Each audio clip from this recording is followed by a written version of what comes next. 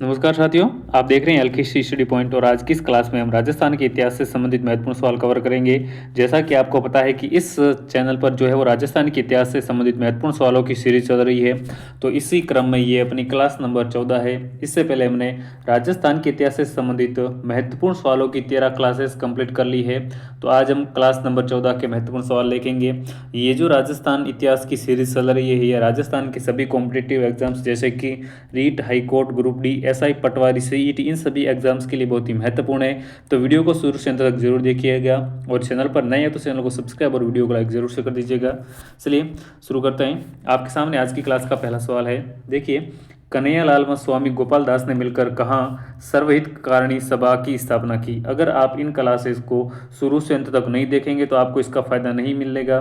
तो आपको जो है वो क्लास को शुरू से अंत तक देखना है और इसमें जो भी इंपॉर्टेंट फैक्ट्स आपको बताए जाते हैं उनको अपनी नोटबुक में जरूर से नोट कर लेना है। चलिए इसके ऑप्शंस देखिए, बीकानेर, चूरू, नागौर या फिर जोधपुर। तो कन्हैयालाल और स्वामी गोपाल दास ने मिलकर जो है सर्वहितकारिणी सभा की स्थापना जो की थी वो की थी चूरू में। तो सवाल नंबर 1 का ऑप्शन नंबर 2 हमारा राइट आंसर हो जाएगा। चलिए आगे बढ़ते हैं। देखिए इसकी व्याख्या, 1905 में बंगाल विभाजन के फलस्वरूप हुए आंदोलन से बीकानेर राज्य के प्रबुद्ध जन भी प्रभावित हुए। स्वामी गोपाल दास ने पंडित कन्हैयालाल तथा पंडित श्रीराम मास्टर के सहयोग से चूरू में सर्वहितकारिणी सभा की स्थापना की, जो अपने राजनीतिक कार्यों के कारण चूरू कांग्रेस कहलाई। तो इसे जो है वो चूरू कांग्रेस के नाम से भी जाना जाने लगा। तो ये हो जाएगी इसकी व्याख्या। अब आगे बढ़ते हैं। अगला सवाल आपके सामने, कबीर पाठशाला व पुत्री पाठशाला का गठन कहाँ पर हुआ था। तो ऑप्शन है जोधपुर, नागौर, चूरू या फिर बीकानेर। तो देखिए, कबीर पाठशाला और पुत्री पाठशाला का जो गठन है फ्रेंड्स ये भी चूरू में हुआ था। तो ऑप्शन 3 इसका राइट आंसर हो जाएगा। आगे बढ़ते हैं। इसकी व्याख्या देख लीजिए, हरिजनों को शिक्षित करने व स्वावलंबी बनाने के लिए कबीर पाठशाला की स्थापना की गई। ये जो कबीर पाठशाला है इसका उद्देश्य था हरिजनों को शिक्षित और स्वावलंबी बनाना। इसके अलावा नारी शिक्षा के लिए भी चूरू में सर्वहितकारिणी पुत्री पाठशाला की स्थापना की गई। इसके अलावा ये जो सर्वहितकारिणी पुत्री पाठशाला की स्थापना की गई थी इसका उद्देश्य था नारी शिक्षा को बढ़ावा देना।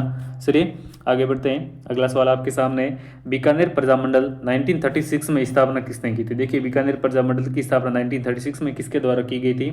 ऑप्शन है मगाराम वेद, कर्पूरचंद पाटनी, नैनूराम या फिर उपयुक्त सभी। तो देखिए, बीकानेर प्रजामंडल की स्थापना 1936 में मगाराम वेद के द्वारा की गई। ऑप्शन नंबर 1 इसका राइट आंसर हो जाएगा।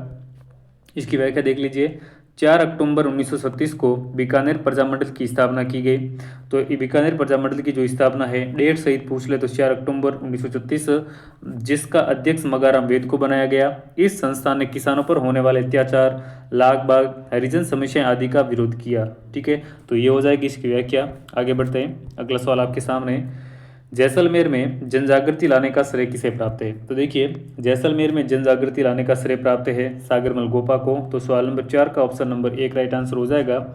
देखिए इसकी व्याख्या देख लेते हैं। जैसलमेर में जनजागृति लाने का श्रेय सागरमल गोपा को दिया जाता है, जिसने महारावल के विरुद्ध सर्वप्रथम आवाज बुलंद की।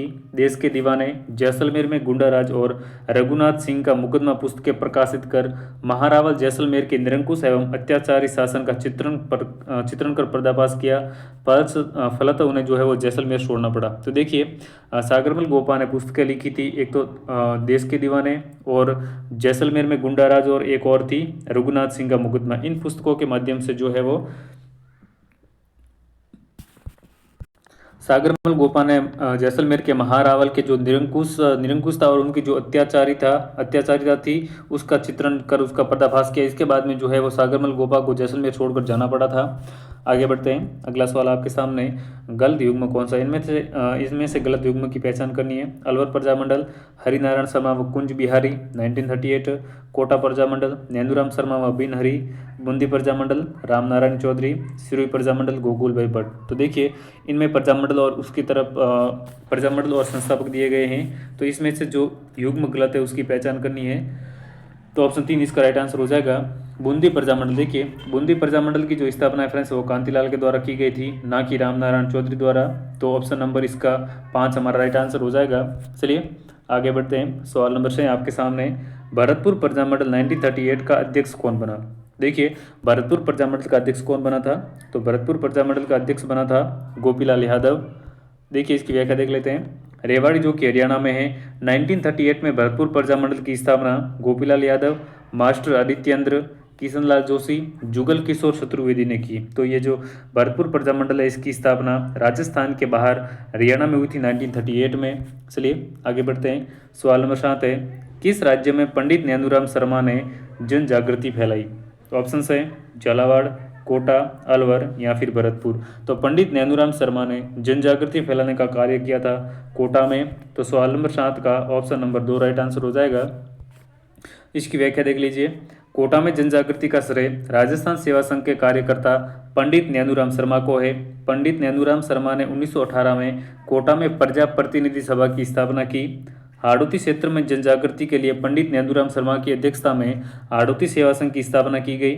सन 1934 में पंडित नैनूराम शर्मा ने पंडित अबिन हरि के सहयोग से हाड़ौती प्रजामंडल की भी स्थापना की थी। तो ये हो जाएगी इसकी व्याख्या। चलिए आगे बढ़ते हैं। सवाल नंबर 8 है, झालावाड़ प्रजामंडल की स्थापना नवंबर 1946 में किसके द्वारा की गई थी? तो देखिए झालावाड़ प्रजामंडल की स्थापना नवंबर 1946 में की गई थी मांगीलाल भव्य के द्वारा। तो सवाल नंबर 8 का ऑप्शन नंबर 2 हमारा राइट आंसर हो जाएगा।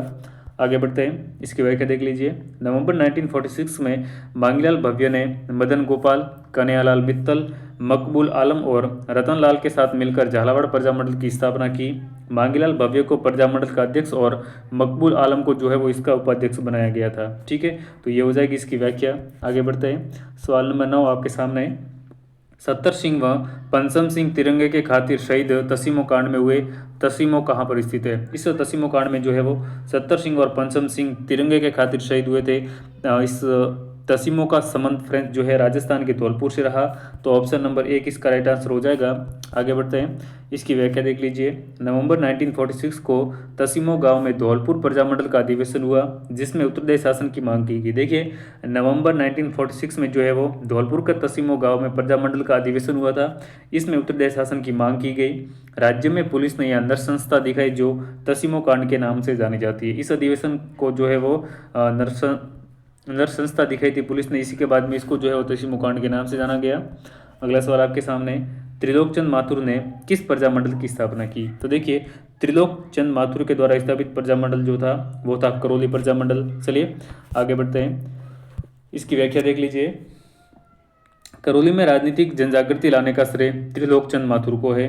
त्रिलोकचंद माथुर ने 1938 में चिरंजी लाल शर्मा, कुंवर मदन सिंह आदि के सहयोग से करौली प्रजामंडल की स्थापना की थी। तो देखिए करौली प्रजामंडल की स्थापना त्रिलोकचंद माथुर ने 1938 में चिरंजी लाल शर्मा और कुंवर मदन पाल सिंह इनके सहयोग से की थी। चलिए आगे बढ़ते हैं। अगला सवाल आपके सामने। नागरी प्रचारणी सभा की स्थापना कहाँ की गई थी? तो देखिए नागरी प्रचारणी सभा की स्थापना जो है वो धौलपुर में की गई थी। तो इसका ऑप्शन नंबर 3 राइट आंसर हो जाएगा। इसकी व्याख्या देख लीजिए। 1934 में ज्वाला प्रसाद जिज्ञासु व जौहरीलाल इंदू ने इसकी स्थापना की थी तथा 1936 में कृष्णदत्त पालीवाल ने धौलपुर प्रजामंडल की स्थापना की। अगला सवाल आपके सामने। मेवाड़ राज्य का संविधान किसने तैयार किया था? तो देखिए ऑप्शन है माणिक्यलाल वर्मा, के.एम. मुंशी, बी.एन. राव या फिर डॉक्टर अंबेडकर। तो मेवाड़ राज्य का जो संविधान था वो के.एम. मुंशी के द्वारा तैयार किया गया था। तो इसका राइट आंसर हो जाएगा ऑप्शन नंबर 2। अब आगे बढ़ते हैं। इसकी व्याख्या देख लीजिए।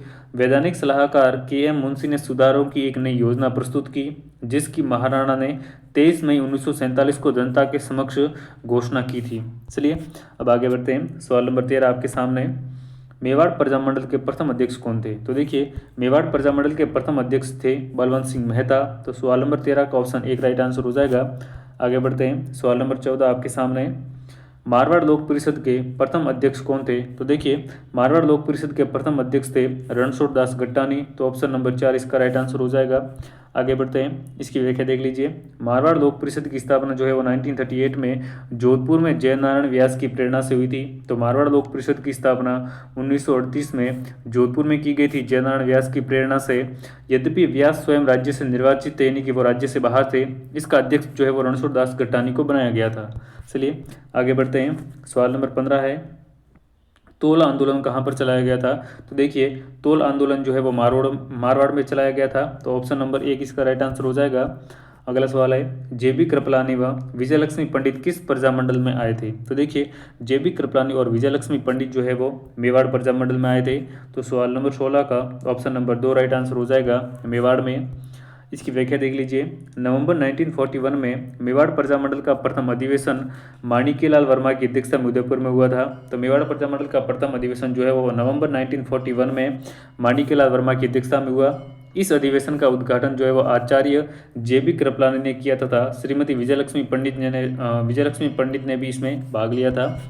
आगे बढ़ते हैं। भूपेंद्र त्रिवेदी ने किस रियासत में प्रजामंडल की स्थापना में अपनी भूमिका निभाई? तो देखिए ऑप्शन है डूंगरपुर, बांसवाड़ा, सिरोही या फिर करौली। तो भूपेंद्र त्रिवेदी ने जो है वो बांसवाड़ा प्रजामंडल की स्थापना में अपनी भूमिका निभाई थी। तो सवाल नंबर 17 का ऑप्शन नंबर 2 राइट आंसर हो जाएगा। आगे बढ़ते हैं, इसकी व्याख्या देख लीजिए। भूपेंद्र नाथ त्रिवेदी ने धूलजी, मोतीलाल, चिम्मन लाल, सिद्धि शंकर आदि के साथ मिलकर दिसंबर 1943 में बांसवाड़ा प्रजामंडल की स्थापना की। इसका अध्यक्ष विनोद चंद्र कोठारी को बनाया गया था। आगे बढ़ते हैं, सवाल नंबर 18 आपके सामने।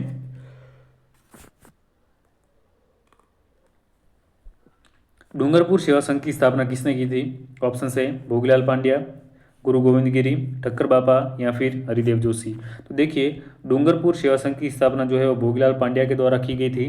तो सवाल नंबर 18 का ऑप्शन नंबर 1 राइट आंसर हो जाएगा। नेक्स्ट है, कुशलगढ़ प्रजामंडल की स्थापना 1942 में किसकी अध्यक्षता में हुई थी? तो कुशलगढ़ प्रजामंडल की स्थापना 1942 में भंवरलाल निगम की अध्यक्षता में हुई थी। नेक्स्ट है, इसकी व्याख्या देख लीजिए। 1942 में कुशलगढ़ में भंवरलाल निगम की अध्यक्षता में कुशलगढ़ प्रजामंडल की स्थापना। 1948 में कुशलगढ़ में भंवरलाल निगम की अध्यक्षता में लोकप्रिय मंत्रिमंडल का भी गठन हुआ था। तो ये हो जाएगी इसकी व्याख्या। नेक्स्ट है, हरिनारायण शर्मा व कुंज बिहारी लाल मोदी किस रियासत के राजनीतिक कार्यकर्ता थे? तो देखिए हरिनारायण शर्मा और कुंज बिहारी लाल मोदी जो थे ये अलवर रियासत के राजनीतिक कार्यकर्ता थे। तो सवाल नंबर 20 का ऑप्शन नंबर 3 राइट आंसर हो जाएगा। इसकी व्याख्या देख लीजिए। अलवर में हरिनारायण शर्मा और कुंज बिहारी मोदी के रचनात्मक कार्यों के द्वारा जनता में जागृति उत्पन्न करने का प्रयास किया गया। 1938 में इन्होंने अलवर राज्य प्रजामंडल की स्थापना कर उत्तरदायी शासन की स्थापना की।